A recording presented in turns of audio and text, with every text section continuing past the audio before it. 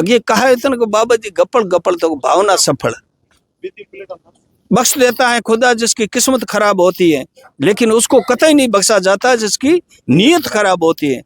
अब दाग दोनों ठेको म्याल लियोड़ो है, जो जैसा कर्म करेगा वैसा फल देगा भगवान। और आगे कोई लोग कहते हैं कि ये है गीता का ज्ञान।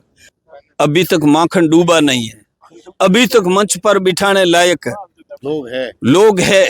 उत्तम विद्या लीजिए जद भी नीच पे होई, पढ़ो पावन ठोर पे कंचन तजे नहीं कोई।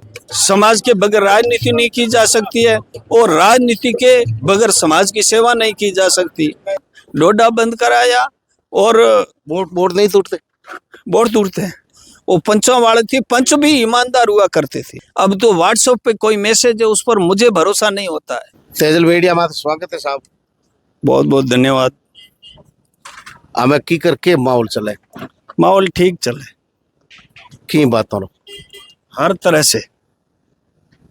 प्रकृति की मेहरबानी भी, अच्छी फसल हुई, घास हुआ, चुनाव हो गए, जनता ने फैसला जो दिया जो अच्छा ही दिया। आपसी भाईचारा ठीक है। अभी जिले में जो उबाल आया था वो शांत है, इसलिए यूं कह रहे हैं कि अच्छा ही है, जो कुछ हुआ वो अच्छा हुआ और आगे भी अच्छा ही होगा। उम्मीद एड़ी पक्की उम्मीद है। शिक्षा के क्षेत्र में क्या नवाचार होने चाहिए? आप शिक्षा के क्षेत्र में देखो, अभी नवाचार हर प्रकार से हो रहा है, और शिक्षा का जो बाड़मेर जिला भी बहुत ही शिक्षा को लेकर के आगे बढ़ रहा है और नवाचार हो रहा है। लोगों में कंपटीशन की, प्रतिस्पर्धा की भावना है, तो लोग बाड़मेर जिले के लोग निश्चित तौर पे अच्छी अच्छी परीक्षाएं पास कर रहे हैं, जो राष्ट्रीय लेवल की, स्टेट लेवल की। तो ये नवाचार हो रहा है और उसमें बाड़मेर कहीं पीछे नहीं है। आपके छात्रावास नए नए बन रहे हैं जगह जगह, शिक्षा में मजबूती के साथ आपका समाज आगे बढ़ रहा है, लेकिन अंतिम पंक्ति में बैठा लोग इसका फायदा नहीं उठा रहा। देखिए, जो कोई जमाना था जब सरकारें जो अनुसूचित जाति और जनजाति के लोगों के लिए छात्रावासों में पढ़ा करके, बहुत गरीब लोग थे जिनके पास पढ़ने के लिए कोई सुविधा नहीं थी, लेकिन आज जब सुविधा हुई, लोग नौकरी लगे, कुछ लोगों के पास में पैसा आया, मजदूरी भी की, भारत के संविधान बाबा साहेब की कृपा से जो संवैधानिक व्यवस्था में आरक्षण मिला, उसकी वजह लोग सरकारी सेवाओं में गए और लोगों के पास अवसर मिला, जनप्रतिनिधि बने, तो निश्चित तौर पे इसका फायदा मिला। और जो ही लोगों के पास में सामाजिक एकता कायम हुई, तो लोगों में जागृति पैदा हुई, तो लोगों ने अपने स्तर पर सामाजिक संस्थाएं खड़ी की एजुकेशन के लिए, और वो संस्थाएं आज काम कर रही हैं।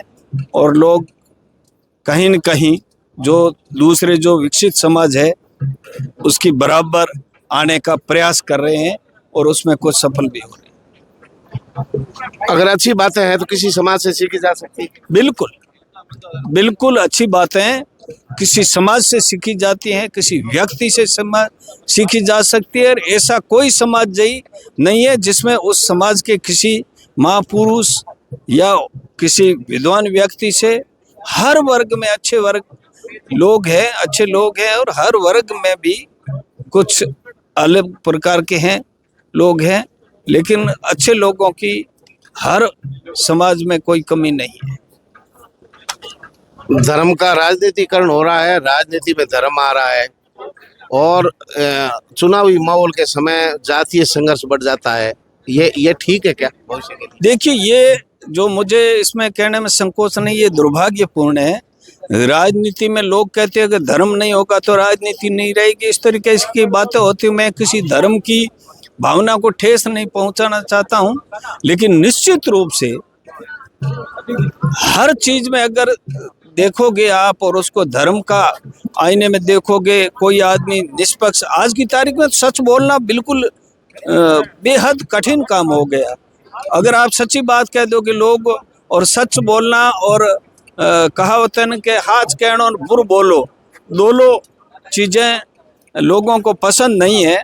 इसलिए फिर भी अगर सच करने वाले और सच्चाई पर चलने वाले लोग अगर देश में खत्म हो गए तो निश्चित रूप से देश प्रगति नहीं कर पाएगा।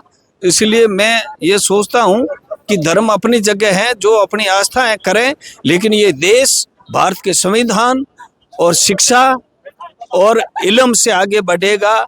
और धर्म से जो लोगों की आस्था वो अपना काम करें, लेकिन देश को आगे ले जाने के लिए इंजीनियर, वैज्ञानिक, डॉक्टर, साइंटिस्ट और जो चीज प्रगति दिख रही है आज आधुनिक वैज्ञानिक तौर पे, ये सारा शिक्षा का कमाल है और शिक्षा के बगैर ये चीजें होना संभव नहीं है। शेरनी का दूध है, सब बोल रहे हैं शिक्षा शेरनी का दूध है, शेरनी का दूध है, लेकिन लोग पी नहीं रहे।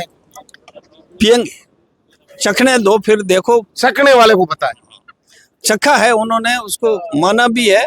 और ये बाबा साहब B.R. अम्बेडकर साहब ने जब उनको मौका मिला तो फिर उन्होंने इस देश में ज्योतिबा फूले, साहू जी महाराज, फातिमा शेख और सावित्रीबाई फूले, अम्बेडकर, काशीराम जी और APJ अब्दुल कलाम, सर छोटू राम जी, कुंभाराम जी आर्य जैसे लोगों ने पढ़ा और इस देश को समझा। और बाद में जब देश आज़ाद हुआ तो इस जो निचला तबका था, इनके लिए कानून बने। संविधान बनने के बाद में इन लोगों ने कानून बना, तो कई लोग जो आज किसान कौम है, जिसमें जाट समाज सबसे अगुवाई में प्रगति कर रहा है, उसके पीछे सबसे पहला कोई कारण है उनकी प्रगति का, तो शिक्षा है।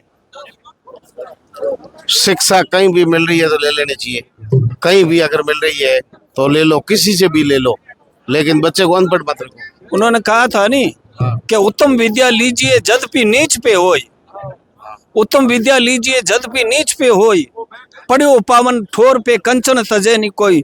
सोना कहीं गंदी जगह भी पड़ा है तो आदमी कोई भी है, अपना मोबाइल है। एक बार मेरे से कहता हूँ, मेरे जेब में मोबाइल था और गटर में गिर गया, महंगा था, तो मैंने फटाक से ये नहीं देखा कि ये गंदा है कि नहीं है, क्योंकि कीमती चीज थी, उसको मैंने फटाक से उठा लिया और हाथ धो दिए साबुन से। तो अच्छी चीज है, उसको हासिल करना चाहिए और सबसे अच्छी चीज है शिक्षा, इसलिए उसको हासिल कोई करना। आदमी किसी जाति से आता, वर्ग से आता है, अपने वर्ग की आवाज बनना जातिवाद है या अपने लोगों के साथ में खड़े रहना चाहिए जब अपने लोगों के साथ अन्याय हो रहा है? देखिए, अन्याय और न्याय की बात, जब हमारा संविधान में हर चीज का न्याय और अन्याय की परिभाषा दी गई है, कानून बना है, कानून सम्मत बात है। किसी के संविधान अधिकारों का अगर हनन होता है और जातिगत आधार पे उनका उत्पीड़न होता है तो उसके खिलाफ आवाज उठानी चाहिए और बिल्कुल गलत का साथ नहीं देना चाहिए। और गरीब के और शोषित के साथ में अगर अन्याय होता है तो हमारा धर्म बनता है, ये हमारा संविधान हमारे प्रोटेक्शन देता है। इसलिए सही बात के लिए अपने समाज की आवाज उठाना बहुत जरूरी है। लोग जानना चाहते हैं उदाराम जी के दिल में अब क्या चल रहा है? उदाराम के दिल में क्या चल रहा है? मैं एक सामाजिक कार्यकर्ता हूँ, किसी राजनीतिक दल का सदस्य नहीं हूँ, फिर भी 36 कौम के लोगों के साथ में मेरा भाईचारा है, मेरी दोस्ती याराना है, मेरे विचार मिलते हैं, तो मैं सबके साथ जाता हूँ, उसमें कहीं पार्टी बाधा नहीं बनती है, सबसे मेरा है। लेकिन 2 चुनाव मैंने लड़े, उससे मेरा भाईचारा, एक वैचारिक गठबंधन बहुत मजबूत हुआ। मैंने जब RLP से चुनाव लड़ा तब जो हमारा किसान वर्ग और SC ST एक मंच पे आए, अभी फतेह खान जी के साथ में जब SC ST, किसान और अल्पसंख्यक ये सब एक साथ में आए और उसके साथ में दूसरे भी लोग थे, ऐसा नहीं कि यही थे, लेकिन एक बेहतरीन एक गठजोड़ हुआ, बेहतरीन विचारधाराओं का संगम हुआ है। गंगा जमुना का जैसे मिलन होता है, उस तरीके से एक वैचारिक लोगों का जो गठजोड़ हुआ है, ये आने वाले समय में सामाजिक और राजनीतिक हर क्षेत्र में अच्छा संकेत है। सामाजिक कार्यकर्ता के दिल में अभी भी राजनेता बैठा है? देखिए, सामाजिक क्या होता है? समाज, राजनीति, समाज के बगैर राजनीति नहीं की जा सकती है और राजनीति के बगैर समाज की सेवा नहीं की जा सकती। तो ये एक सिक्के के 2 पहलू है, इनको अलग कर ही नहीं कर सकते आप। अब पंचायती राज चुनाव आ रहे हैं, उदाराम जी चुनाव लड़ने वाले हैं क्या? उदाराम मेघवाल तो अभी इस तरीके की कल्पना नहीं है, लेकिन जो भी है, कहीं न कहीं जिसके पास वोट का अधिकार है, वो कोई न कोई उसकी पसंद होती है, राजनीतिक दल होता है, कोई व्यक्ति होता है, विचारधारा होती है। तो उदाराम जब तक इस समाज में रहना है तब तक अच्छे लोगों का, अच्छी विचारधारा का, अच्छे संगठन का हमेशा सपोर्ट करता रहूँगा। और वक्त क्या कहता है वो तो जब समय आएगा तब उधर हम कोई राजनीति में होगा, अन्यथा नहीं होगा। तो अब मैं लोकसभा चुनाव में मैं न्यूट्रल रह गया और मेरे समाज की जो भावना तो थी, भले ही न्यूट्रल रह गए कहीं नहीं। अब देखो साहब, मन में तो कुछ न कुछ चल रहा था। मुंह से नहीं कहते हैं, मैं पुरुष और महिला की बात नहीं करता हूं, लेकिन जवान होता है तो उसके इच्छा रहती है। कुछ लोग तो ब्रह्मचर्य जीवन की हजारों में एक की होती है, लेकिन बाकी का शादी करना या परिवार चलाना या आगे जीवन में जीवन साथी ढूंढना, चाहे महिला हो पुरुष, उनकी होती है इस तरीके की। तो मेरी भी ये जो है सोच है वो कहीं न कहीं लालसा तो रहती है कि कोई अच्छे लोगों का अवसर मिलेगा तो होगा सब चीज। जो आज मेरे सामने उदाराम मेघवाल है, ये खुद शोषित पीड़ित थे और वहां से उदाराम ऐसा तपा तपाया लोहा बनने में कितना वक्त लगा? देखिए, ये परिस्थितियां है। इंसान जब ठोकरें खाता है, इस इंसान की जिंदगी है, जब तक उसके सामने समस्याएं, बाधाएं, उसका पीड़ा, ठोकरें, हार जीत, नफा नुकसान, जुल्म, जाति, जितनी ज्यादा आदमी पर आएगी, जितने कष्ट आदमी झेलेगा और उन कष्टों को जो पार करके जो तप के निकलता है, वो सामाजिक कार्यकर्ता निश्चित तौर पे आगे बढ़ता है। तो मैंने भी मेरे जीवन में कई गरीबी देखी, फिर अच्छे लोगों के साथ भी रहा हुआ, शोषण भी हुआ, उसके बाद में समाज में आया तो अच्छे लोगों के मार्गदर्शन में, लोगों के संपर्क में आया, बाबा साहेब को पढ़ा, संविधान को पढ़ा, पढ़ाई की। उसके बाद में अच्छे बुरे का सर छोटू राम जी ने कहा था कि अपने पराये की पहचान हुई, तो मैं मेरी लाइन से आगे बढ़ने लगा। उदाराम जी अगर धरने पर भी बैठते हैं तो कुछ न कुछ उस परिवार के पक्ष में लेके ही उठते हैं। सत्य घटना होती है। अगर यूं जिद करके कोई झूठी बात के लिए उदाराम बैठ जाता तो उसमें जीत के नहीं निकल सकता। इसलिए जो सच्ची बात होती उसके लिए जिद करता था, उदाराम नहीं करता।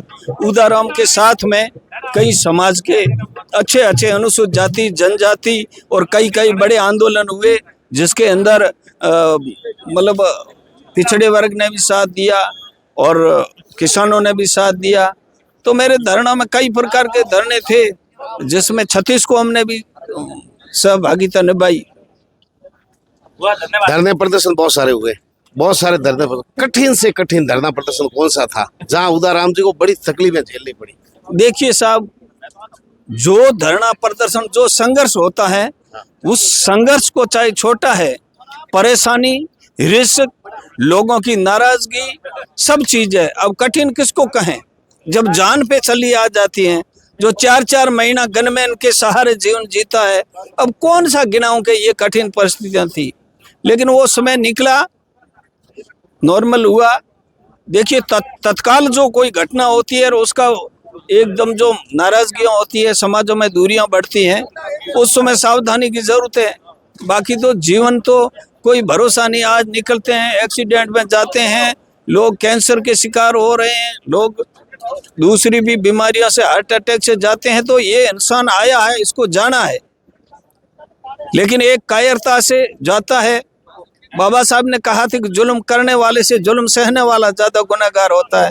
तो हम बाबा साहब की उस लाइन के गुनहगार नहीं बनना चाहते। इतने सालों में आपके विशेष करके समाज जो है, उस समाज में परिवर्तन देख रहे हैं आप? बिल्कुल देख रहा हूँ, परिवर्तन देख रहा हूँ। अब युवाओं में मुझे दुख थोड़ा सा इस बात का होता है कि युवा जो ये नशे की भेंट चढ़ रहे हैं, अगर इस नशे को छोड़ दें तो ये अनुसूचित जाति और जनजाति के लोग निश्चित रूप से दूसरे समाजों की तरह आगे बढ़ सकते हैं। अब ये नशे की है, उसके बावजूद भी जो युवाओं में अपने और पराई की पहचान हो गई है, उन्होंने अपने वोट की ताकत को भी समझा है।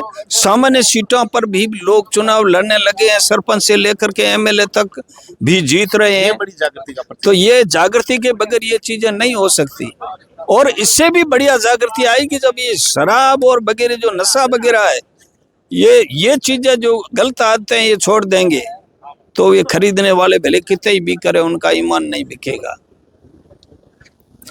मृत्यु बोझ है, ये प्रथाएं, जो कुप्रथाएं समाज में चल रही है, ये अब बंद होनी चाहिए। अब बिल्कुल बंद होनी चाहिए। और मेरे भी प्रयास है और भी कई लोगों के प्रयास है।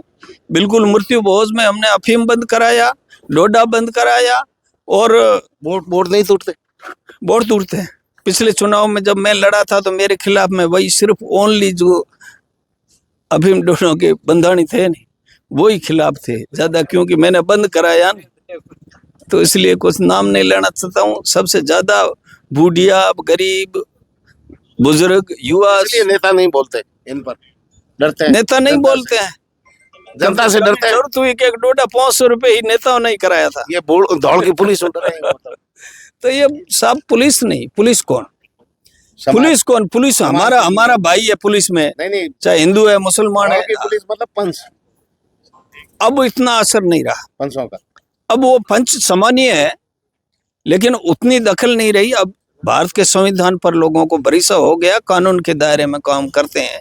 वो पंचों वाले थे, पंच भी ईमानदार हुआ करते थे उस जमाने। वो नीतिगत फैसले लेते थे समाज के। लेकिन अभी भी पंच सामान्य है, क्योंकि थोड़ा साथ बोलना डर है, क्योंकि वोटों और व्यापारी हो ना, तो ये तकलीफ आवे। लेकिन थोड़ी सी इतना जरूर है कि अच्छे लोग है, वो कानून में भरोसा रखते हैं। बाकी गांव में मिल बैठ करके कोई प्रकरण हो, कोई वाद विवाद हो, निपटाना अच्छी बात है। सोशल मीडिया पर बड़ी बड़ी लड़ाइयां हो जाती हैं, क्या मानते हैं आप? ये देखिए, ये जो हमारे युवाओं के हाथ में जो मोबाइल है, ये छोटी सी घटना, कुछ लोग मैंने देखा है। अब तो व्हाट्सएप पे कोई मैसेज है, उस पर मुझे भरोसा नहीं होता है कि उदाराम का फोटो लगा करके और किसी भाई के कर सकते हैं। मुसलमान भाई का नाम लिख करके कोई हिंदू किसी प्रकार की भावना किसी की भड़का सकता है, या कोई हिंदू को नाम लिख करके मुसलमान कोई इस तरीके कर सकता है। ये जो सारी चीजें हैं, इसके पीछे ये राजनीति है नहीं, ये सारे हैं। ताकि कभी कभी मैंने देखा चुनाव से पहले अलग तरीके के पशुओं के ऊपर नाम लिख करके लोगों ने इस तरीके से माहौल बिगड़ा। लेकिन ये हमारा जो पश्चिमी राजस्थान है, इसकी अपनायत है, भाईचारा है, उन लोगों ने इसको लिया नहीं। लेकिन लोग जो राजनीति के ये वोटों के व्यापारी है ना, इन लोगों ने देश को बांटने से लेकर, और अभी पूरे देश में चल रहा है। मुझे इस बात की बड़ी हैरानी होती है कि देश में मैंने 62 मैं 62 साल का हो चुका हूं, और 50 साल से मैं समझ रहा हूं। मैं MP, MLA, मुख्यमंत्री, प्रधानमंत्री के देखे मैंने भाषण। अभी तो गिल्ला ही गिल्ला है। देश में क्या करेंगे, देश कैसे आगे बढ़ेगा, देश अगर चांद पे गया तो उसके पीछे किन लोगों का है? नहीं, इन्होंने हमारा अपमान कर दिया, इन्होंने धर्म का कर दिया। ये है नहीं, ये मुसलमानों का स्थान है, ये हिंदुओं का है। मेरे प्रश्न का उत्तर लास्ट में मिला है। हिंदुओं के तो वो जो इस तरीके के भाव जो चल रहे हैं, ये देश के लिए ठीक नहीं है। देश तो जब भारत के संविधान पर भरोसा करेगा और शिक्षा पर जोर देगा, जब ये घंटियां है जो स्कूलों के अंदर जो है ना घंटी, ये बेल बजाएगा, तब जाकर आगे बढ़ेगा। बाकी जिसको करना है, धार्मिक पूजा पाठ करना है, वो उनकी आस्था का प्रश्न है। वो भारत का देश है जो मतलब धर्मनिरपेक्ष देश है। कोई भी व्यक्ति किसी भी धर्म को मान सकता है, इसलिए वो आजाद है। लेकिन समाज में भाईचारा, बाबा साहब ने तो ये कहा था कि धर्म इंसान के लिए है, इंसान धर्म के लिए नहीं है। जो धर्म इंसान और इंसान के बीच में ऊंच और नीच का भाव पैदा करता है, वो धर्म नहीं है। तुम्हें लड़ाने की और गुलाम बनाए रखने की साजिश। अपनी अगे कहा है इतने को बाबा जी, गप्पड़ गप्पड़ तो भावना सफल बख्श देता है खुदा जिसकी किस्मत खराब होती है, लेकिन उसको कतई नहीं बख्शा जाता जिसकी नीयत खराब होती है। लोगों की नीयत खराब है, उसके लिए तो मोबाइल है खराब। और जो व्यापार करते हैं, करोड़ों का करते हैं, इसमें धंधा करते हैं, लेन देन करते हैं, वो बिल्कुल अपना है। अब वो समझ के अनुसार के हर चीज को अपने हिसाब से लेते हैं। लेकिन एक चीज मैं कहता हूं, ये जो पैसे की लालसा है इस देश में, वो तो सर्टिफाइड है। जो देश के विरुद्ध जो चला रहे हैं, चाहे आतंकवादी हो, वो लोग जो हमारे शहीद सैनिकों को करते हैं या लड़ते हैं, वो तो प्रमाणित है कि ये देशद्रोही है। लेकिन इस देश के अंदर जो हमारा स्वास्थ्य खराब करने के लिए नकली दवाएं, नकली घी, नकली ये, नकली वो, जो सारी की सारी चीजें। और मुझे तो दुनियादारी का पता उस दिन चल गया था। आज देश में पैसे कहता हुआ है कि कई प्राइवेट संस्थाएं हैं जो मेडिकल, जो आदमी को वेंटिलेटर पर लेने के बाद में जब तक उसका सांस निकलेगा 6-6 घंटे तक उनको कहते हैं कि नहीं, बिल बनाने में लगे हुए। ये जो देश में है, ये दुर्भाग्यपूर्ण स्थिति है। इन जो सोच को रोकना पड़ेगा, अन्यथा गरीब का जीवन दुर्लभ होता जाएगा। एक आखिरी प्रश्न, नेताओं के जब्बे साफ है, साफ ही रहने चाहिए, एक दागदार भी राजनीति में आ जाए वापस। अब ये दाग दोनों ठेको म्याड़ लियोड़ो है, कौन जो जैसा कर्म करेगा वैसा फल देगा भगवान। और आगे कोई लोग कहते हैं कि ये है गीता का ज्ञान। गीता का ज्ञान है नहीं है, दाग तो लोग दुनिया के 4 आंखें है। नैतिकता तो ठीक होनी चाहिए, नहीं होनी चाहिए? नैतिकता होनी चाहिए, पर ये राजनीति में नैतिकता सब लोगों को नहीं कहता हूँ, लेकिन लड़ाई झगड़े कड़ाई ये थी कले रोकनी हो, हाँ हाँ, कले जड़ है, जड़ है बिल्कुल। आजकल जो है राजनीति आज की, वो बिल्कुल बिल्कुल संकीर्ण राजनीति हो गई। ये तो लड़ाई मन का आप रे भाई भाई रे घरे कौन जान, वो तो बैठा आपस रे मैंने कह लियो हूँ मारो समर्थन में आओ, वो करो, आपस में आगे जाकर के जीता करके कांग्रेस से बेचते हैं, कोई बीजेपी भेजते हैं, तो कल दूसरे में जाकर के मंत्री बनते हैं। और यहाँ लोग अपने भाई से भाई लड़ करके बैठे। आप कॉलेज में, हॉस्टल में, समाज के बड़े कार्यक्रमों मंच पर किन को बैठाओगे? सफेद जबे वाले को, दागदार वाले को बैठाएंगे? देखिए, दुनिया में अभी तक माखन डूबा नहीं है, अभी तक मंच पर बिठाने लायक लोग है। जब तक चोरी नहीं पकड़ी चाह जते तक तो दाग आड़ा महिले कपड़े तो अपन नहीं दिखे। फर्क होना चाहिए नहीं होना चाहिए? फर्क जो वो हम ही चोरी आई जाना तो अपने आप आ जाएगा, फर्क आ जी, देखना मिले। दृष्टि में फर्क आ जी। हाँ साहब बिल्कुल।